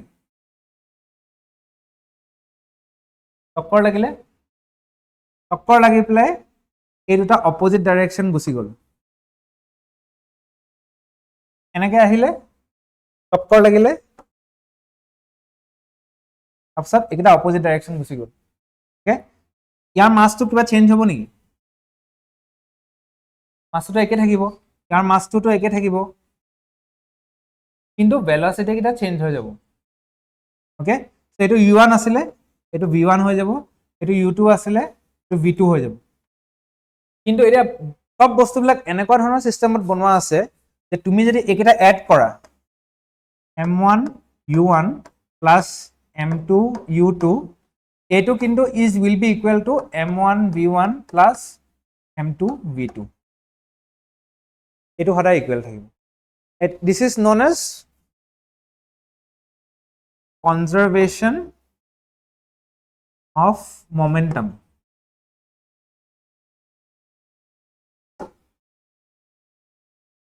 এইটোক কয় কনজাৰ্ভেশ্যন অফ মমেণ্টাম, বুজিছানে বস্তুটো? মানে চোৱা, এইটো যদি এটা স্পীডত আহে, এইটো যদি এটা স্পীডত আহে, আহি পেলাই যেতিয়া লাগিব, এতিয়া চোৱা এইকেইটা হ'ল ভেলচিটি। এতিয়া এইটো মুভ কৰি আছে এইটো ডাইৰেকশ্যনত, এইটো মুভ কৰি আছে এইটো ডাইৰেকশ্যনত, হয়নে? তো এইটো u1 টো সাপোজ 3 মিটাৰ পাৰ ছেকেণ্ড আৰু এইটো 2 মিটাৰ পাৰ ছেকেণ্ড। কিন্তু 2 মিটাৰ পাৰ ছেকেণ্ড। কিন্তু এতিয়া কথাটো হ'ল এইটোতো এইটো ডাইৰেকশ্যনত গৈ আছে, এইটো আকৌ এইটো ডাইৰেকশ্যন গৈ আছে, এইটো কি হ'ব? মাইনাছ হৈ যাব, বিকজ ডাইৰেকশ্যনটো অপজিট। এইটো ডাইৰেকশ্যন গ'লে আমি পজিটিভ বুলি লওঁ, এইটো ডাইৰেকশ্যন আহিলে আমি নেগেটিভ বুলি লওঁ। তো এইফালে আহি আছে কাৰণে আমি নেগেটিভ বুলি লৈ লৈছোঁ, ছাপ'জ মই কৈছোঁ। এতিয়া যে টক্কৰ মাৰাৰ পিছত কি হৈছে, এতিয়া m1 টো এইফালে গৈছে, v1 টো এইফালে গৈছে, এতিয়া কি হ'ব? v1 টো নেগেটিভ হৈ যাব আৰু এইটো পজিটিভ হৈ যাব। আগতে ইয়াত নেগেটিভ আছিলে, সেইটো পজিটিভ হৈ গ'ল, ইয়াত পজিটিভ আছিলে, সেইটো নেগেটিভ হৈ গ'ল। এতিয়া হয়তো এইটো 2 মিটাৰ পাৰ ছেকেণ্ড হৈ যাব আৰু এইটো 3 মিটাৰ পাৰ ছেকেণ্ড হৈ যাব। ইয়াৰ ভেলচিটিটো ইয়ালৈ আহি যাব, ইয়াৰ ভেলচিটিটো ইয়ালৈ গুচি আহিব। তাৰপিছত তুমি এড কৰি দিয়া না, একেটা হেৰিতে ওলাব। বুজিছা বস্তুটো? ত' this is known as conservation of momentum. Conservation of মমেণ্টামটো যেতিয়া বডিজবিলাক কলাইড কৰে, তেতিয়া আমি সেইবিলাক বস্তু দেখা পাওঁ, সেইবিলাক বস্তু ইউজ কৰিব পাৰোঁ কেলকুলেশ্যনত। ঠিক আছে? তো যেনেকে 2 ice skaters pushing each other move in opposite direction. Similar, দুটা ice skaters নালাগে, দুটা ল'ৰাকে লোৱা। তুমি যদি মই এটা ল'ৰাক যদি ঠেলো আৰু সিও যদি মোক ঠেলে, আমি দুটাই পিছলৈ যাম। তো সেইটো এটা কনজাৰ্ভেশ্যন অফ মমেণ্টাম। সি ঠেলোতে মই ইয়াক এনেকৈ ঠেলি আছোঁ, সি মোক সেনেকৈ ঠেলি আছে, কিন্তু যেতিয়া যাম দুটা অপজিট ডাইৰেকশ্যনত কলাইড কৰিম বা কলাইড মুভ কৰিম। ৰকেটছৰ যোনটো মই হেৰি কৈ আছিলোঁ, ৰকেট এটা যেতিয়া ওপৰলৈ যাব, যেতিয়া ৰকেটটোৱে তলৰ ফালে প্ৰপালশ্যন কৰিব, সি ওপৰৰ ফালে যাব। অ'কে, চ' তাত তোমাৰ কনজাৰ্ভেশ্যন অফ মমেণ্টাম হৈ যায়, বিকজ যোনখিনি বস্তু ওলাইছে আৰু ৰকেটটো যোনফালে মুভ কৰিছে সেইকেইটা অপজিট ডাইৰেকশ্যন হৈ যায়। ইনিচিয়েলি ৰেষ্টত আছিলে 0, ভেলচিটি 0, তাৰপিছত যেতিয়া উল্টাকে যায়, তলৰ ফালে যিমানে মাৰিব, ছাপ'জ তলৰ ফালে যদি 3 মিটাৰ পাৰ ছেকেণ্ড মাৰিছে, ওপৰৰ ফালে যদি 3 মিটাৰ পাৰ ছেকেণ্ড মাৰিছে, ডাইৰেকশ্যনটো কিন্তু উল্টা উল্টা। 3 মিটাৰ প্লাছ আৰু -3 মিটাৰ যদি কৰা, তেতিয়া কিমান হ'ব? 0 হ'ব। That is conservation of momentum. বুজিছা বস্তুটো? তো এইটো ৰকেটছতো এই বস্তুটো কনজাৰ্ভেশ্যন অফ মমেণ্টামটো ইউজ হয়। ঠিক আছে? এতিয়া এইটো এটা concept this is known as torque. টৰ্কটো হয়তো তোমালোকে নাপাব পাৰা in school, but torque is basically force into perpendicular distance from the pivot. টৰ্কটো ক'ত ইউজ হয়? টৰ্ক মানে হ'ল, ছাপ'জ এটা পইণ্ট এটা আছে, এই পইণ্টটোৰ ইমান দূৰত যদি এটা ফ'ৰ্চ আমি ইউজ কৰোঁ, ইমান দূৰত ইউজ কৰোঁ, এইটোক ফ'ৰ্চ ইনটু এইটোক আমি টৰ্ক বুলি কওঁ, ফ'ৰ্চ ইনটু ডিষ্টেঞ্চ। এতিয়া চাবা বস্তুটো কেনেকৈ ইউজ হয় চাবা হা। এতিয়া এইখন দৰ্জা বুলি ভাবা তুমি, এখন দৰ্জা, ঠিক আছে? ইমেজিন কৰিবা এখন যদি এখন দৰ্জা হয়, সেই দৰ্জাখনৰ শেষত যেতিয়া আমি ফ'ৰ্চ ইউজ কৰোঁ, যে দৰ্জাখন খুলিবৰ কাৰণে কিমান লাগিব আমাৰ? ফ'ৰ্চ ইনটু যদি এইটো কৰোঁ, কিমান হেৰি লাগিব? মানে ফ'ৰ্চ ইনটু আৰ কৰিলে বেছি টৰ্ক, মানে যিমান টৰ্ক আহে সেইটো ওলাব। কিন্তু আমি যদি ফ'ৰ্চটো ইয়াত দিওঁ,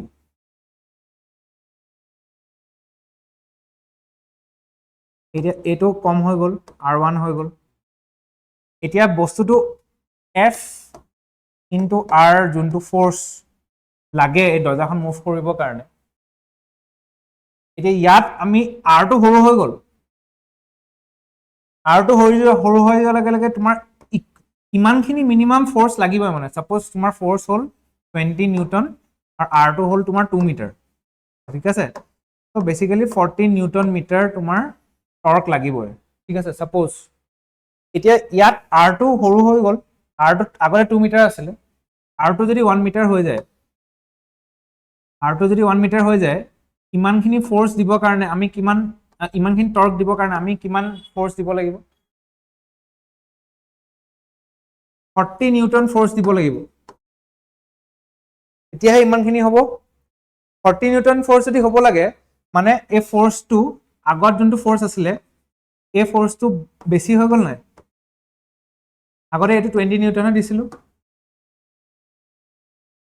তুমি নিজে লজিকেলি ভাবা চাবাচোন দৰ্জাখন খোলোতে আমি ইয়াৰ পৰা যেতিয়া খোলো ইজি হয় কিন্তু যদি আমি এইখিনিত ধৰো জোৰ লাগে নাই বেছি এইখিনিত ধৰি পেলাই যদি মই দৰ্জাখন বন্ধ কৰোঁ জোৰ লাগিব নাই বেছি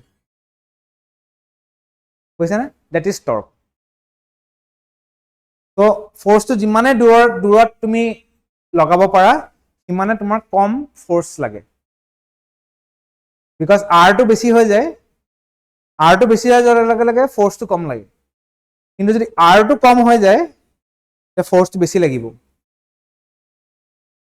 এই টৰ্কটো ক'ত ইউজ হয় জানা ৰেঞ্চবিলাকত ইউজ হয় ৰেঞ্চ গম পাইছানে তো যে নট এটা থাকে নট বল থাকে নট বলটোত তুমি যে ৰেঞ্চটো লগোৱা সৰু যদি ৰেঞ্চ থাকে তুমি বহুত জোৰ দিব লাগে ৰেঞ্চটো যদি তুমি ডাঙৰ কৰি দিয়া টাৰ্ণ কৰিবৰ কাৰণে বেছি ইজি হয় গাড়ী চকা যেতিয়া হেৰি কৰে দেখিছানে এই গাড়ী চকাৰ দোকানবিলাকত ডাঙৰ সিহঁতৰ হেৰি থাকে এনেকে দিয়ে ইজিলি হৈ যায় কিন্তু গাড়ীৰ লগত যোনডাল আহে ইমানটো মান তুমি একদম উঠিব লাগে বগাব লাগে ওপৰৰ পৰা উঠি জঁপিয়াব লাগে তেতিয়াহে খোল খায় হয় নাই ডেট ইজ টৰ্ক বুজিছা বস্তুটো চিমিলাৰলি আমি টৰ্ক বস্তুটো আমি চাইকেলতো ভাবিব পাৰোঁ যোনবিলাক চাইকেলত ডাঙৰ চকা থাকে চাবাচোন এই বুঢ়া চাইকেলবিলাক থাকে যে ডাঙৰ চকা থাকে বেছি পেডেল মাৰিব নালাগে অকণ পেডেল মাৰিব বহুত দূৰলৈ গুচি যোৱা বিকজ টৰ্কটো বহুত ফ'ৰ্চটো বহুত দূৰত এপ্লাই হৈ থাকে ধুনীয়াকৈ কিন্তু চাবাচোন যোনবিলাক আজিকালি সৰু সুৰা চকাৰ চাইকেলবিলাক বহুত পেডেল মাৰিব লাগে বিকজ চকাকেইটা সৰু টৰ্কটো নপৰে ইমান বুজিছা বস্তুটো তো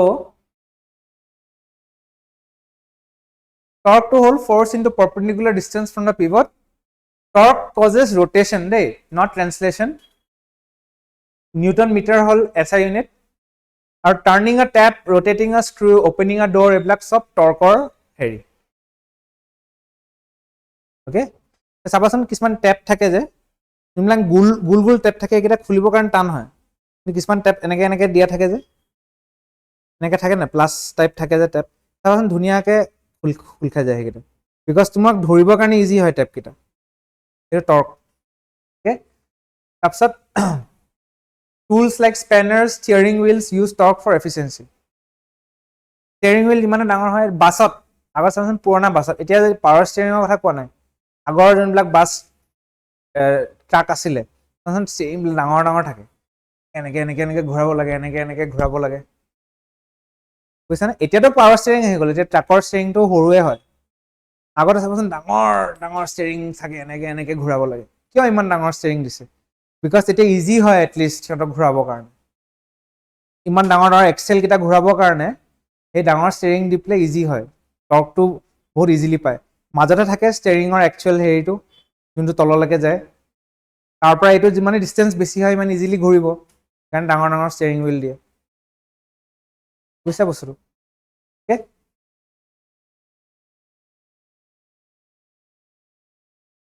নেক্সট নিউটনৰ আৰু এটা যোনটো মেইন যোনটো কাৰণে ফেমাছ ডেট ইজ হ'ল গ্ৰেভিটি ঠিক আছে গ্ৰেভিটিটো হ'ল গ্ৰেভিটিৰ এটা নিউটনছ ল এটা আছে G ইনটু m1/m2/r স্কুৱেৰ ঠিক আছে গ্ৰেভিটি যোনটো হয় এতিয়া আমি ভাবোঁ যে গ্ৰেভিটি মানে এইটো পৰিছে এইটো আমি গ্ৰেভিটি বুলি জানো that is not gravity gravity চব অবজেক্টছৰ মাজত আছে অ'কে গ্ৰেভিটি চব অবজেক্টছৰ মাজতে থাকে যিকোনো দুটা অবজেক্ট যদি থাকে m1 m2 এই দুটাৰ মাজত কিমান ডিস্টেন্স যদি r হয় ইয়াৰ গ্ৰেভিটেশনাল ফোর্স হ'ব g into m1 by m2 into m2 divided by r square এটো হল তোমাৰ গ্ৰেভিটেশনাল ফোৰ্স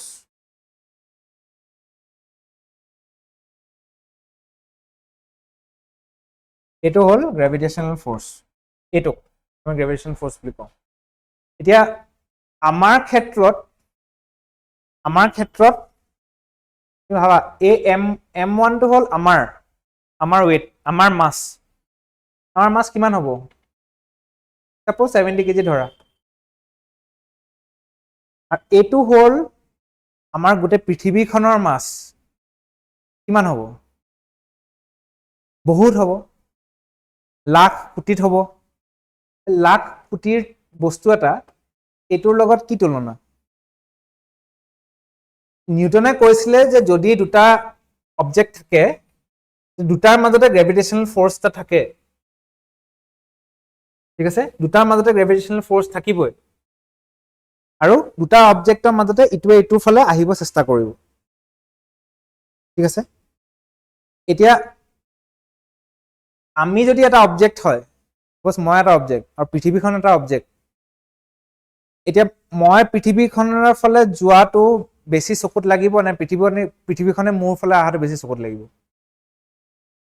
আমি যোৱাটো বেছি লাগিব পৃথিৱীখন কিমান লাখ কেজিৰ বস্তু এটা মোৰ ফালে আহাটো তুমি দেখাই নাপাবা কনমান আহিব চাগে 0.000000001 কিবা এটা সেন্টিমিটাৰ আহিব মোৰ ফালে এটো কি দেখা পাও আমি চকুৰে কিন্তু মই যদি জপিয়াই দিও মই যে তললৈ গৈ আছে হেতু সবেই দেখা পাব বিকজ মোৰ কম্পাৰিজনত পৃথিৱীখন বহুত ডাঙৰ মাছ বেছি আছে তো সেই কাৰণে একচুয়ালি পৃথিৱীখন মোৰ ফালে আহি আছে বাট ইমানে কম হয় হেতু নেগলিজিবল হৈ যায় গ্ৰেভিটি মানে অকল এটো যে তললৈ গৈ আছে হেতু নহয় পৃথিৱীখনে ইয়াৰ ফালে আহি আছে আৰু পৃথিৱীখন ইমানে কম আহিছে হেতু নেগলিজিবল হৈ যায় আমি গণ্যই নকৰো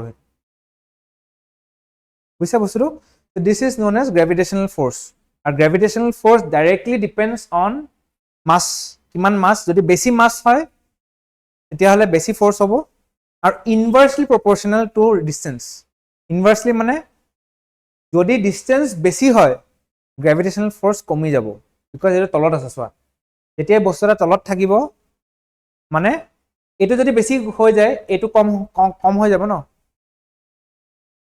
গ্ৰেভিটেশনাল ফোর্স যদি হয় মাস 1 কেজি ইনটু 2 কেজি ডিভাইডেড বাই 1 সেন্টিমিটার 1 সেন্টিমিটার স্কয়ার আৰু এফালে সেম মাস 1 কেজি ইনটু 2 কেজি ডিভাইডেড বাই 2 সেন্টিমিটার স্কয়ার কোনটো বেছি হ'ব এটো কিমান হ'ব 2 হ'ব এটো কিবা 2 বাই 2 হ'ব নহয় স্কয়ার হ'ব সো 2 বাই 4 হ'ব এটো হাফ হ'ব 0.5 কোনটো বেছি 2 নে 0.5 বেছি তো গম পাইছা ইয়াত ডিসটেন্সটো কম হয় ইয়াত ডিসটেন্সটো বেছি হয় যিমানে ডিসটেন্স কম হ'ব সিমানে গ্ৰেভিটেশনাল ফোৰ্স বেছি হ'ব যিমানে ডিসটেন্সটো বেছি হ'ব গ্ৰেভিটেশনাল ফোর্স সিমানে কম হ'ব উল্টা হয় ডিসটেন্স বেছি ফোর্স কম ডিসটেন্স কম ফোর্স বেছি বাস দ্যাট ইজ দ্য রিলেশনশিপ ঠিক আছে ওকে মনত থাকিব ন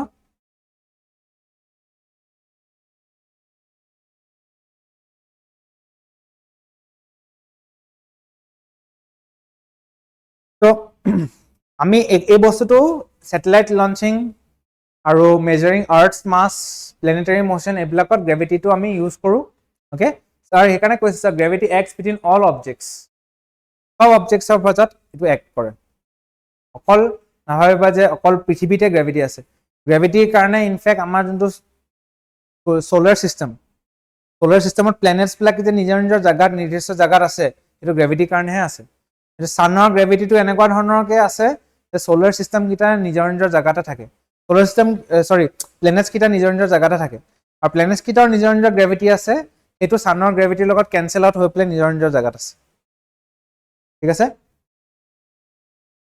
নেক্সট কনসেপ্টটো আহিলে মাস এন্ড ওয়েট যে মাস আৰু ওয়েট দুটা বেলেগ বেলেগ বস্তু আমি যে কওঁ 1 কেজি তোমাৰ weight কিমান মানুহে যে কয় মোৰ 60 কেজি মোৰ 70 কেজি মোৰ 100 কেজি এইটো ভুল কয় এইটো weight নহয় actually that is mass weight to হল যেতিয়া আমি মাছক আমাৰ মাছটো g ৰ লগত মাল্টিপ্লাই কৰো g টো কি হয় acceleration due to gravity যোনটো হয় এটা যে তললে আহিছে কিমান acceleration-ত আহিছে এটো কনস্ট্যান্ট হয় ওকে এটো হল 9.8 metre per second g acceleration due to gravity যিকোনো বস্তু ওপৰৰ পৰা তুমি তললে পেলোৱা 9.8 মিটাৰ পাৰ সেকেন্ড acceleration-ত তললে আহিব সো আমাৰ যোনটো মাছ এটো তলৰ ফালে গৈ আছে কিমান acceleration-ত 9.8 মিটাৰ পাৰ সেকেন্ডত গৈ আছে তো আমি আমাৰ মাছটো আমাৰ মাছ সাপোজ 70 কেজি হয়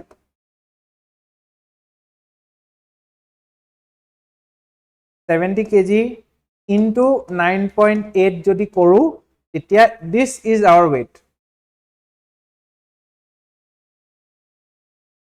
actually এটো আমাৰ weight হয় আৰু weight টো হল এই weight যোনটো হয় এটো এটা force হয় force but mass to mass হয় কিন্তু weight to এটা force হয় that is the difference between weight and mass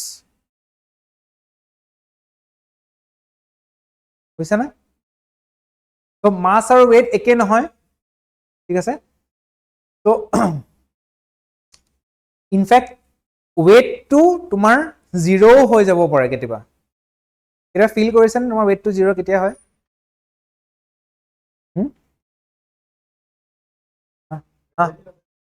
হে ইয়াত ফিল কৰিছানে কেতিয়াবা কৰিছা তোমালোকে গম নোপোৱা যে হেতু একচুয়ালি 0 weight ফিল কৰিছা weight to 0 হৈ যায় তোমালোকৰ কেতিয়া হয় জানা লিফটত যেতিয়া উঠা লিফটখন যেতিয়া তললে যায় এতিয়া অকন লাইট লাগে নাই এটো তোমাৰ weight to 0 হৈ যায় হে কাৰণে হেনকা লাগে এই যে হেৰিত উঠা এই ডাঙৰ মিনা বজাৰত যে চকৰি বিলাকত উঠা চকৰি বিলাক উঠিছানে তললে যে নামি আহে এনেকা লাগি যায় নাই নিজকে লাইট লাগে নাই দ্যাট ইজ তোমাৰ weight to 0 হৈ যায় তেতিয়া weight to কেতিয়া 0 হয় জানা যেতিয়া ফ্ৰী ফলিং কৰা ফ্ৰী ফল হেতু ফ্ৰী ফল বুলি কয় তুমি যে একদম বিল্ডিংৰ ওপৰৰ পৰা যদি জপিয়াই দিয়া তোমাৰ হেত এনেকুৱা লাগিব তাৰছত খালি বাছি নাথাকিব ক'ব কাৰণে যে মোৰ কেনেকুৱা লাগিছে তো যদি weightlessness এক্সপেৰিয়েন্স কৰিব আছে বেষ্ট লিফটত যেতিয়া তললে নামিবা ওপৰলে নামোতে কিন্তু উল্টা হয় ওপৰলে নামোতে যেতিয়া একদম উঠে চাবচোন weight to বেছি লাগে এনেকে তললত হেৰি নিচিনা লাগে যেতিয়া ওপৰলে লিফটখন উঠি যায় লিফটখন যে ওপৰৰ পৰা তললে আহে পটকছে তোমাৰ লাইট লাগি যায় অলপ লাইট লাগি যায় না হালকা লাগি যায় না এটো হল ফেল্ট এটো এপাৰেন্ট weight to তোমাৰ 0 হৈ যায় because লিফটখন 9 kilometre sorry 9 metre per second 9 metre per সেকেন্ডতকে বেছি এক্সেলাৰেশন তললে আহি যায় তুমি ইনাৰ্শিয়া অফ ৰেষ্ট হৈ যায় তোমাৰ তুমি য'ত আছা তাতে থাকিব মন যায় তোমাৰ weight to 0 হৈ যায় বুঝছা বস্তুটো তো হেতু এটা weightlessness হয় হেতু আমাৰ পৃথিৱীত যদি weightlessness এক্সপেৰিয়েন্স কৰিব আছে হে লিফটত বা ঝুলনা বা এনেকুৱা মিনা বজাৰৰ চকৰিটোত তাত তুমি হেতু বস্তু তোমাৰ weight to 0 হোৱাটো এক্সপেৰিয়েন্স কৰিব পাৰা ঠিক আছে সো যদি পৃথিৱীৰ বাহিৰত যদি স্পেচত যোৱা তেতিয়া তুমি weightlessness এক্সপেৰিয়েন্স কৰিবা because weightত তোমাৰ স্পেচত তোমাৰ গ্ৰেভিটি নাই স্পেচত তোমাৰ এই 9.8 মিটাৰ পাৰ সেকেন্ডত আৰ্থখনে টানি নাথাকে তোমাক ঠিক আছে so this is the difference between mass and weight or ওপৰত তোমাৰ in fact APSC to questions আহিছে okay চাইছলানে last time আহিছিলে mass আৰু weight or ওপৰত difference ওপৰত okay so this is the concept about mass and weight here let us see এনেকুৱা ধৰণৰ MCQs আহে এতিয়া চোৱা ইনাৰ্শিয়া কিহৰ ওপৰত ডিপেন্ড কৰে ইয়াত বাৰু গুটেখিনি মাৰ্ক কৰা আছে বাট তোমালোকে নিজে মানে these are types of questions ইনাৰ্শিয়া কিহৰ ওপৰত ডিপেন্ড কৰে ইনাৰ্শিয়া বডি এটা জায়গাত থাকিব লাগে নে মানে বডি এটাৰ টেন্ডেন্সি যে থাকে একে জায়গাত থাকিবৰ কাৰণে এটো কিহৰ ওপৰত ডিপেন্ড কৰে হে বডিটোৰ ওপৰত ডিপেন্ড কৰে আৰু বডিটোৰ মেইন প্ৰপাৰ্টি কি হ'ব মাছ তো ইনাৰ্চিয়া অকল মাছৰ ওপৰত ডিপেণ্ড কৰে similarly Newton's first law is also' called law of inertia, okay, because body at motion remains in motion, body at rest remains at rest, etu whole inertia, okay. Next, force is push, scalar quantity has direction only, a push or pull with direction, okay, push or pull with direction, etu ami eneke koribo paru, force is a vector quantity bili koleo etu correct hobo, okay. Momentum to ki hoy, mass into velocity, okay, so m into v, so eblak ahibo tumalokor SSC banking railways or porikhat enekwa dhৰণৰ questions দিয়ে একদম simple basic formula based নহলে এনেকুৱা ধৰণৰ বস্তু, okay. Unit of force কি হয় Newton, okay. Impulse কিমান force কিমান টাইমৰ কাৰণে তুমি এপ্লাই হৈ আছে এটোক impulse বুলি কও, force into time. Similarly, action reaction eto Newton কোনটো law eto third law. So action reaction forces to code act কৰে দুটা বডিত act কৰে এটা action কৰিব ইটোৱে reaction কৰিব, okay. Next, rocket motion is based on Newton's third law, মানে equal and opposite reaction to, okay. Apparent weight becomes zero when যেতিয়া free fall হয়, কমন দেৰি আগতে কৈছিলো তুমি ইনফ্যাক্ট ওপৰৰ পৰা যেতিয়া স্কাই ডাইভিং কৰা তেতিয়াও তুমি হেতু বস্তু ফিল কৰিবা, বা তুমি সৰু থাকোতে আমি স্কুলত বেঞ্চ চেঞ্চৰ ওপৰত উঠি পেলাই বহুত জপিয়াও, তোমাৰ কিয় ভাল লাগে বুলি ভাবিছা, বিকজ আমি সেই ফ্ৰী ফল এক্সপিৰিয়েঞ্চ কৰোঁ। বাচ্চাবিলাক চাবাচোন সিহঁতক যে এনেকে কৰে যে খুব ভাল পায়, বিকজ সিহঁতে ফ্ৰী ফল এক্সপিৰিয়েঞ্চ কৰে, ৱেটলেছনেছটো এক্সপিৰিয়েঞ্চ কৰে যে বহুত ভাল পায় সিহঁতে, okay. Which quantity is same on earth as moon? So earthত আৰু moonত কোনটো বস্তু একেই হয়, so moonত আৰু earthত weightটো কিয় একে নহয়, গ্ৰেভিটি আছে moonত কিন্তু বহুত কম, so যোনটো earthৰ গ্ৰেভিটি তাতকে 6 times কম হয়, 1/6 earthৰ গ্ৰেভিটিৰ 1/6 times হয় moonত, so of course তোমাৰ weightটো কমি যাব তাত, okay. তোমাৰ যদি ইয়াত 60 kg হয় তোমাৰ তাত 10 kg হ'ব, okay.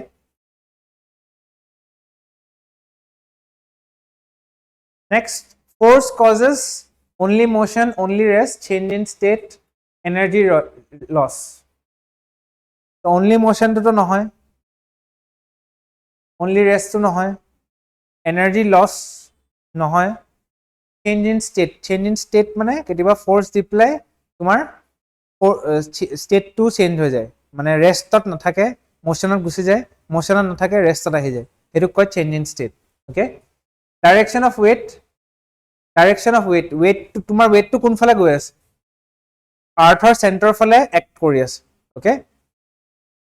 Balance forces cause, যদি দুটা ব্যালেন্স ফোর্স থাকে, সাপোজ এফালে মই ঠেলি আছো এফালে ঠেলি আছো, এফালে 5 নিউটন দি ঠেলি আছো, এফালে যদি 5 নিউটন ঠেলি আছো কি হ'ব, কতো মুভ নহয়, okay, there will be no change, কিন্তু এফালে যদি 6 নিউটন থাকে লাহে লাহে এফালে গুচি যাব, এফালে যদি 10 নিউটন থাকে এফালে গুচি যাব, বুঝছা বস্তুটো।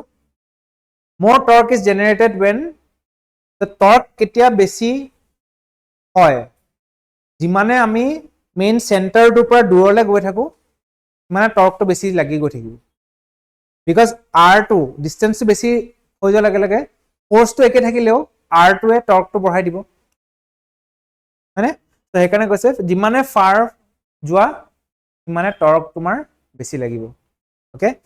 law of gravitation is applicable to all objects, সব বস্তুত law of gravitation টো লাগে, ঠিক আছে।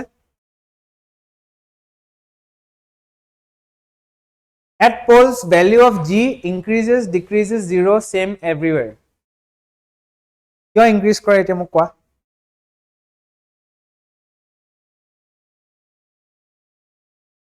আৰ্থখনটো গোল হয়, এতিয়া পোলছত কিয় ভ্যালু অফ জি ইনক্ৰিজেছ হয়?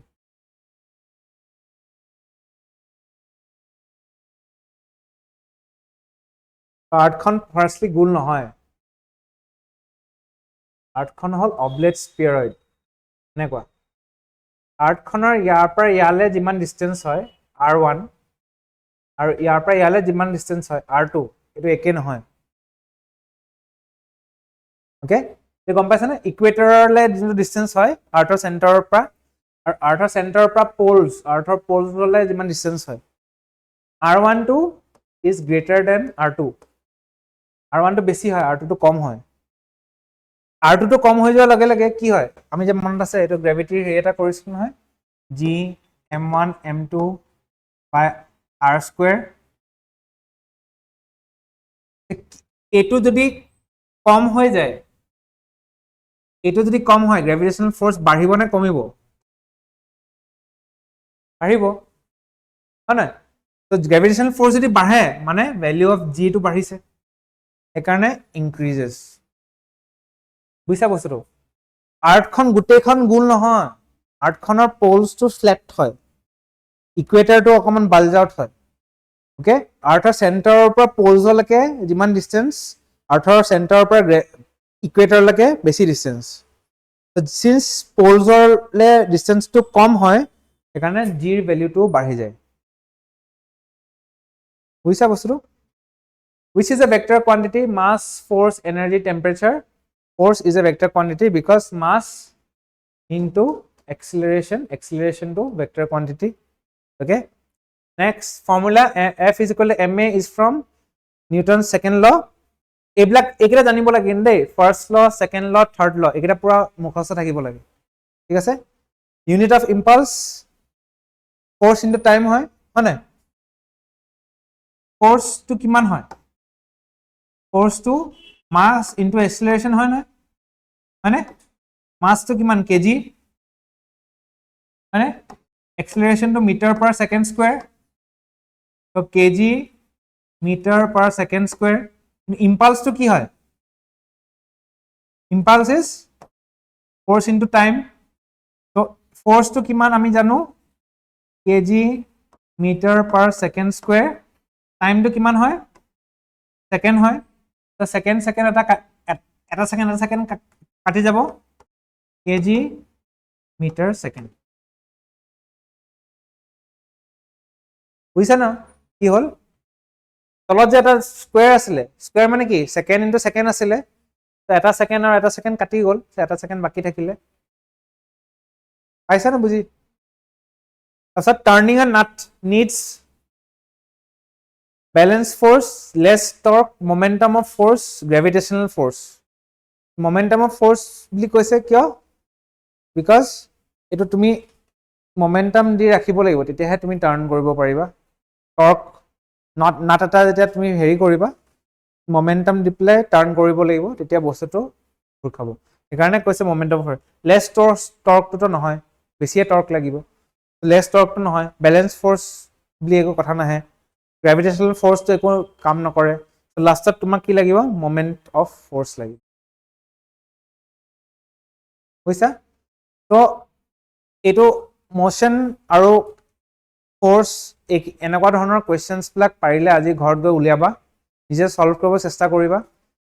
অ'কে, যাতে তোমালোকৰ মানে চোৱা চেপ্টাৰ ৱাইজ চায়েন্সটো টেকেল কৰিবা, বিকজ পিছলৈ পাহৰি যাবা। কিন্তু আজি যোনটো ক্লাছ কৰালোঁ, পিছলৈ গৈ পেলাই হয়তো পাহৰি যাব পাৰা। ৰেকৰ্ডিংছখিনি চাব লাগিব, তেতিয়া আকৌ মনত আহি যাব। কিন্তু আজিৰ ক্লাছটোৰ বস্তুখিনি আজিয়ে গৈ পেলাই MCQ বিচাৰি পেলাই যদি চল্ভ কৰি দিয়া, তোমালোকৰ সেইটো ক্লিয়াৰ হৈ যায়। ঠিক আছে? তো ফ'ৰ্চখিনি আজি ক্লিয়াৰ কৰা। আমি কালি হয়তো আৰু এটা চেপ্টাৰ এটা কৰিম, ফিজিক্সৰে আৰু এটা চেপ্টাৰ এটা আমি ষ্টাৰ্ট কৰিম। ঠিক আছে? হ'ব? বুজি পাইছা নহয়? ঠিক আছে।